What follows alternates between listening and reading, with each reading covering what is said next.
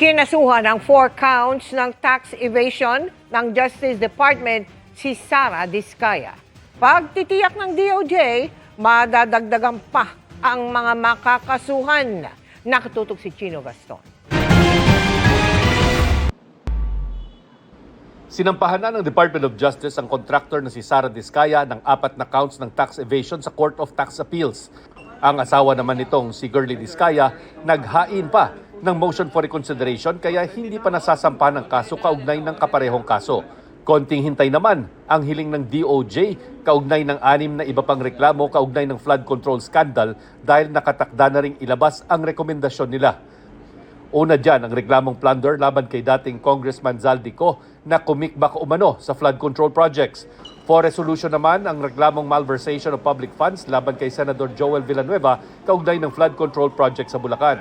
At sa reklamong malversation, direct bribery, corruption of public officials at iba pa laban sa mga isinasangkot sa mga flood control projects ng Wawaw Builders at Top Notch Catalyst Builders. We have the 6 cases involving either of 2 contractors. That's Wawaw or Top Notch Catalyst Builders. So we are here to report that as of February 2, 2026, all of these 6 cases have been submitted for resolution, which will be released pretty soon. Okay, as to what date exactly, we just encourage the public to wait in the meantime. Hinihintay naman ang counter-affidavit ni Senador Jinggoy Estrada at dating Senador Bong Revilla para sa reklamong plunder bago isumite ang reklamo sa DOJ Prosecution Panel. Sa February 12 ang kanilang deadline.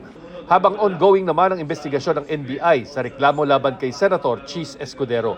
As far as the case build-up, we cannot disclose who are subject of the case build-up as we do not want to preempt kung ano man yung ebidensya na ginagather o kinakalat ng National Bureau of Investigation. Tinanong din ng DOJ tungkol sa mga entrepreneur na sina Jonathan Payawalso at Carlito Macadangdang na inuugnay umano sa Top Notch Catalyst Builders. Ayon sa DOJ, kapwa sila kasama sa investigasyon. Pero sir, itong CISO, ano po ang kaugnayan niya dito sa Top Notch? Is like part of the contractor ba siya, sir? Hindi namin masabi kung contractor siya, kasi alam namin hindi naman siya contractor. Pero lumalabas yung pangalan niya doon as parang the proponent. So it's still up to the panel of prosecutors how they will see his participation, of what evidence will point to what his participation will be. That's something that we will have to await, because it's something that will be included in the resolution. Hinihinga namin ng pahayag sina So at Macadangdang. Para sa GMA Integrated News, Chino Gaston, nakatutok, 24 oras.